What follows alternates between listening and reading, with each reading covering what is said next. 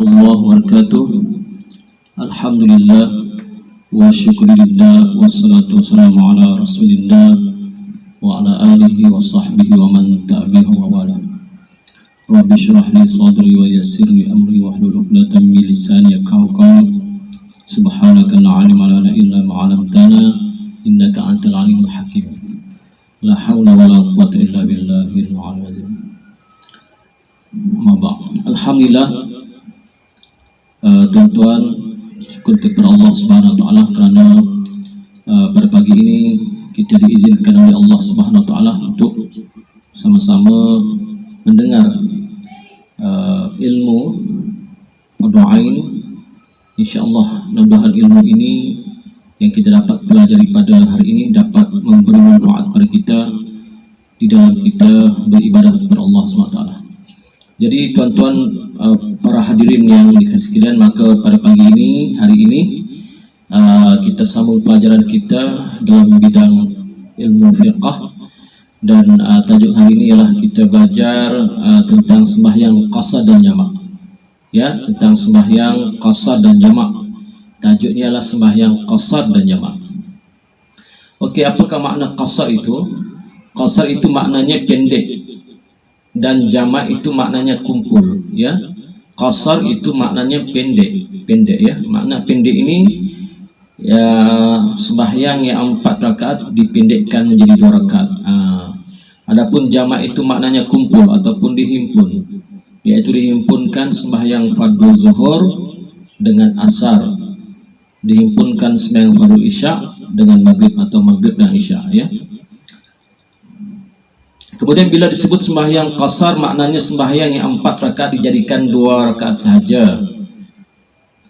Dan bila disebut sembahyang jamak, maknanya sembahyang zuhur dikumpulkan dengan asar, dan sembahyang maghrib dikumpulkan dengan sembahyang isya. Kedua-dua cara ini ialah keringanan atau kemudahan yang dikurniakan Allah Subhanahu wa taala kepada hamba-Nya dalam masa musafir, kerana orang musafir itu di dalam kesusahan. Dari itu diberi keringanan dan kemudahan. Orang musafir dalam perjalanan yang jauh dengan tujuan yang diharuskan adalah diberi kemudahan, boleh memindikkan sembahyang yang 4 rakaat atau dikasarkan sembahyang 4 rakaat dijadikan 2 rakaat saja, yaitu sembahyang zuhur dan asyar, dan zuhur, asar dan isya. Adapun maghrib dan sembahyang subuh tidak harus dipendekkan kerana sudah pendek, ya. Sembahyang kita boleh pendekkan adalah sembahyang 4 rakaat saja, yaitu apa? Sembahyang 4 rakaat, yaitu sembahyang zuhur, sembahyang asar dan sembahyang isya.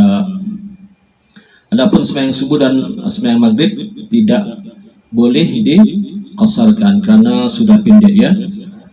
Kemudian perkataan musafir itu maknanya orang yang berdagang, atau dalam perkataan lain orang yang dalam safar atau musafir. Dalam bab ini kita menggunakan perkataan safar karena lebih tepat kehendaknya, ataupun orang musafir, ya. Orang yang kadang-kadang berniaga, ziarah, ya, benda-benda yang diharuskan oleh syarak. Yang dikatakan perjalanan yang jauh itu ialah 2 marhalah, yaitu dikira dengan jalan. Kalau orang-orang dulu dikira dengan jalan unta selama 2 hari, yakni 2 hari 2 malam, atau sehari semalam dengan membawa dagangan, membawa barang-barang berat di atas belakangnya. Orang-orang dulu dia kira dengan perjalanan 2 hari 2 malam unta itu, ataupun dikata sehari semalam dengan membawa barang dagangan, membawa barang-barang di belakangnya. Sebab kalau unta itu membawa barang-barang di belakangnya, tentulah dia berjalan dengan lambat. Sebab itu dikira sehari semalam, maka dikiralah 2 marhala pada dulu, zaman-zaman dulu. Kemudian jika di kota, di bandar atau di kampung, di mana tempat seseorang itu tinggal, sama ada watannya sendiri atau bukan, maka awal musafirnya dikira mula keluar dari kota itu. Di negeri kita bolehlah dikira sebaik saja lepas daripada kawasan majlis perbandaran atau bandaran atau majlis atau tempat atau kampung-kampung. Maknanya dikira musafir itu, dikatakan musafir itu apabila kita telah sendiri ataupun secara berjalan beramai-ramai keluar daripada kota kita ataupun negeri kita ataupun kampung halaman kita ataupun bandar kita, maka dikira sebaik lepas kawasan perumahan kita, maka habislah dikira sempadan ialah sempadan jika tempat itu ada sungai, ya. Dulu dia tidak dikira sebagai macam sekarang sudah dibuat daerah-daerah, kan. Dulu digunakan sungai. Sampai ke sungai itu, kira melebihi sungai itu, maka dia telah musafir. Dan bila dia pulang pula sampai ke kawasan sungai yang dia telah pergi pertama kali itu, dikira musafirnya pun habis. Begitu juga lah kalau kita sekarang ni, kalau kita pergi meninggalkan tempat tinggal kita, ini kampung kita, maka kita dikira musafir, dikira dah masuk musafir. Dan bila kita pulang sampai ke kawasan kampung kita pun dikira musafir, dikira batal lah musafirnya. Kemudian sebaliknya, jika tempat yang ia kembali itu bukan tempat tinggalnya ataupun tempat lahirnya, maka kata ulama hukumnya ada tiga macam. Tiga perkara. Yang pertama, jika niat hendak berhenti terus, yakni niat istiqamah di situ, maka putuslah musafirnya serta merta. Contohlah kita pergi ke tempat yang bukan tempat kampung kita, yang bukan daerah kita, bukan negeri kita, bukan asal kita, maka kita pun ingin terus berhenti terus di situ secara tetap ataupun dalam keadaan lama. Kita berniat, maka putuslah musafir kita serta merta, ya. Macam kita daripada, contohlah saya nak ambil contoh daripada Sendakan, kemudian kita ke Kota Kinabalu, terus kita niat berhenti dan menetap di situ, ya, maka dikira putuslah musafir kita. Yang kedua, jika ada niat hendak pergi ke tempat lain dan berhenti di situ sementara kurang daripada 4 hari. Ingat, saya ulang lagi, jika ada niat hendak pergi ke tempat lain dan berhenti di situ sementara kurang daripada 4 hari, lain daripada hari masuk dan hari keluar, kerana ada urusan yang dia harap-harap boleh selesai 2-3 hari, dia adalah putus musafirnya, maka boleh sembahyang qasar dan jamak. Pada hak orang ini sekiranya tidak selesai urusannya demi sehari ke sehari, maka diluluskan ataupun diharuskan ia qasar dan jamak sehingga 18 hari. Maknanya kalau kita pergi satu tempat yang bukan tempat kita, tempat lahir kita, kampung kita, maka dikira 4 hari saja kita boleh jamak. 4 hari tidak termasuk hari masuk dan hari keluar. Tetapi andai katalah kita pergi tempat itu, urusan kita belum selesai, kita ingat-ingat 2-3 hari selesai, tiba-tiba entah macam mana urusan tak pandai selesai, ya, urus itu lagi, urus ini, kita ingat-ingat 2-3 hari selesai lah, kita baliklah, rupa-rupanya urusan masih tak selesai. Maka kata ulama, kalau kita musafir dalam keadaan kita tidak tahu kita balik bila, urusan belum selesai, maka diharuskan kita boleh sembahyang qasar jamak cuma 18 hari saja. Selepas 18 hari itu sudah tidak boleh qasar dan jamak. Sembahyangnya apa? Sembahyangnya tamam, sembahyang seperti orang yang bukan musafir, ya. Cuma 18 hari sahaja masa kita berjamak. Andaikan kita pergi satu tempat, kita tidak tahu bila masa urusan kita selesai, ya, tidak pasti. Kita ingat cepat, rupanya itu ini, begitu begini sampai 18 hari saja kita boleh sembahyang qasar dan jamaah. Selebihnya tidak boleh, tidak diharuskan lagi ya. Kemudian jika hendak berhenti 4 hari dengan tiada urusan, kita berhenti 4 hari, tidak termasuk pergi dan balik kata ulama tadi, dengan tiada urusan, maka putuslah musafir kita, tidak boleh qasar dan jamaah. Sebaik-baik tiba di kawasan tempat itu, paham ya? Maknanya kita contoh dari Senakan ke Kota Kinabalu, kita tidak ada macam urusan apa-apa yang kita nak uruskan, kan?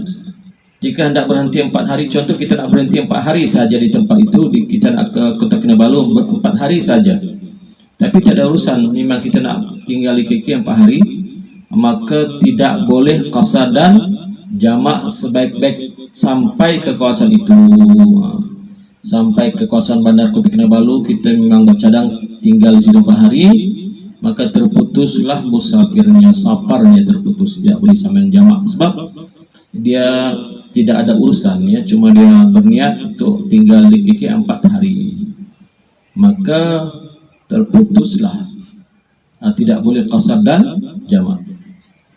Okey, bagi membolehkan seorang mengerjakan sembahyang qasar itu, hendaklah dia menempuh ataupun hendaklah dia ikut 8 syarat. Pertama, bahawa musafirnya tidak bertujuan kerana membuat maksiat, seperti hendak mencuri atau berpoya-poya dengan perempuan-perempuan yang tidak halal. Contoh, dia datang ke satu tempat tu memang jauh lebih 2 marhalah, tetapi dengan tujuan buat maksiat ya, dia ada kekasih gelap di sana, yang kekasih terang dia tinggalkan, kekasih gelap dia nak pergi, dah berjanji, kemudian dengan kurang-kurang nak sembahyang qasar jamak tak boleh ya, dilarang sama sekali, itu syaratnya. Ataupun dengan tujuan nak ke sana satu tempat tu sebab nak mencuri pun tidak boleh mencuri ya, diharamkan oleh Islam, dan tidak boleh sembahyang qasar dan jamak ya, atau apa-apalah tujuan yang melanggar batas agama dan melanggar syariat. Yang kedua, perjalanannya jauh 2 marhalah atau lebih ya, tidak boleh kurang 2 marhalah, mesti 2 marhalah ya. Yang ketiga, sembahyang yang dikasar itu ialah jenis sembahyang 4 rakaat, dikerjakan tunai, dari itu tidak diluluskan qasar sembahyang qada yang ditinggalkan masa dalam tempat kediaman, malahan ia wajib diqada dengan tamam sempurna, yakni tamam ini sempurna 4 rakaat. Tetapi sembahyang yang ditinggalkan dalam masa musafir harus diqada dengan qasar dalam masa safar, yang harus diqada dengan tamam dan tidak harus diqada dengan qasar bila sampai ke tempatnya. Paham ya? Saya ulang lagi. Dia kata sembahyang yang dikasar itu mesti sembahyang 4 rakaat yang tunai ya. Tetapi sembahyang yang qada, contoh sebelum kita musafir kita tertinggal sembahyang, kemudian kita nak qasar pula waktu musafir, tidak boleh. Kita sebelum musafir tertinggal sembahyang zuhur 4 rakaat, waktu musafir kita nak qada pula menjadi 2 rakaat saja, dikasarkan, tidak boleh dikasarkan ya. Tidak boleh dijamakkan sembahyang qada sebelum kita musafir. Kalau nak qada juga, maka qadalah sembahyang itu dengan tamam, yaitu 4 rakaat ya, dengan sempurna. Tetapi sembahyang ditinggalkan dalam masa safar, sembahyang ditinggalkan dalam masa musafir, contohlah musafir tertinggal pula sembahyang, udahlah musafir tertinggal pula sembahyang kerana lalainya dan sebagainya, maka dengan qasar dalam masa musafir boleh ya, qasar dalam masa musafir saja, tetapi harus diqada dengan tamam dan tidak harus diqada dengan qasar bila sampai ke tempatnya. Maknanya waktu kita musafir tertinggal sembahyang dalam musafir, maka qada lah ya, boleh diqada ya dengan qasar dalam masa musafir. Tetapi karena qada dengan tamam dan tidak boleh diqada dengan qasar bila sampai tempatnya. Contoh kita musafir Senakan KK, dari KK balik ke Senakan itu tertinggal pula sembahyang fardu zuhur contoh, sedangkan kita dalam perjalanan maka sampai saja di rumahnya tidak boleh dikasarkan sembahyang itu, karena Allah di sembahyang qada itu ditamamkan. Paham ya?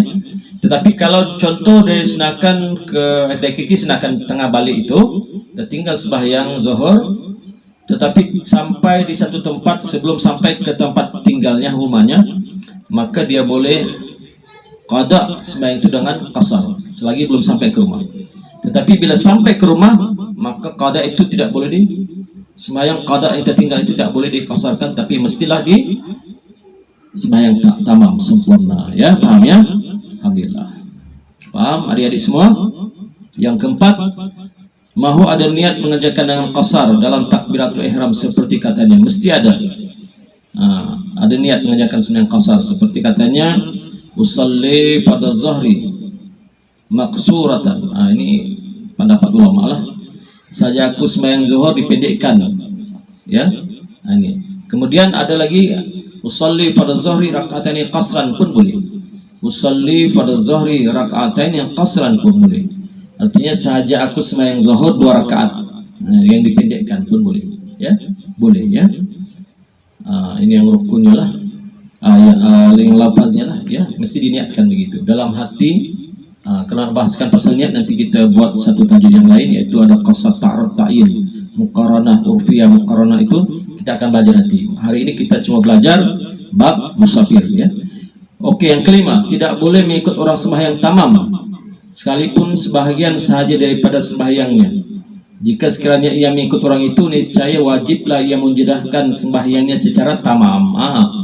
Orang sembahyang qasar jamak ini, contoh dia tiba-tiba dia ke masjid, dia ternampak ada imam dan makmum tengah sembahyang pada zuhur secara tamam, bukan qasar jamak, maka dia tidak boleh ikut itu.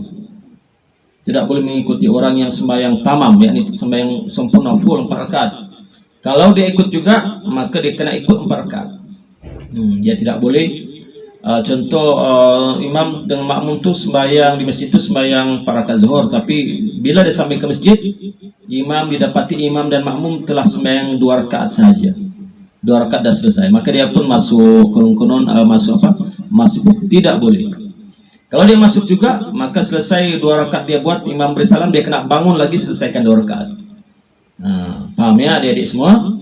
Oke, yang keenam, bahwa orang yang musafir itu dengan ada qasad pergi tempat yang tertentu, maka jika tidak tentu tempat yang hendak dipergikan, tidaklah harus ia sembahyang qasar. Saya ulang lagi, bahwa orang yang musafir itu dengan ada qasad ini niatlah pergi ke tempat tertentu, maka jika tidak tentu tempat yang hendak dipergikan, tidaklah dia diharuskan sembahyang qasar, dia kena sembahyang tamam penuh. Contohlah, dia ni tidak ada tujuan sebenarnya, dia dari Senakan nak ke Kuala Lumpur contoh, atau nak kemana-mana, tak ada tujuan apa, saja-saja surau-surau, tak ada tujuan nak kemana tak tahu, dia banyak tapi tak tahu nak kemana, tak ada niat pun nak kemana-mana ni, ikutlah langkah kaki, tak ada tujuan, tak ada apa hala tuju, tak ada hala tuju, maka tidak diharuskan dia qasar, tidak diharuskan dia sembahyang jamak qasar, maka hendaklah dia sembahyang full tamam ya, tidak diharuskan ya, dia sembahyang qasar. Untuk pengetahuan para penonton adik-adik semua dan yang hadir pada pagi ini, sembahyang qasar apa hukumnya? Sembahyang qasar jamak, hukum sembahyang qasar jamak bukanlah wajib ya, tidak wajib, hukumnya harus sahaja. Allah bagi kelonggaran kepada orang Islam atau orang mukmin itu, sekiranya dia terlalu sibuk ataupun busy dengan urusan perniagaannya dan sebagainya, maka diharuskan, bukan diwajibkan dan bukan juga disunatkan, diharuskan. Maknanya boleh sembahyang qasar jamak pun boleh, tak sembahyang jamak qasar pun boleh, diharuskan sahaja. Ada kelonggaran di situ. Contoh bagi mereka yang amat sibuk kerana urusan perniagaan, nak mengajar masa, musafir dengan tujuan lebih 2 marhala, musafir yang kerana Allah Subhanahu Wa Taala, bukan musafir yang kerana maksiat dan sebagainya, maka diharuskan saja dia sembahyang jamak dan qasar ya. Yang ketujuh, berkekalan musafirnya sehingga sempurna sembahyang.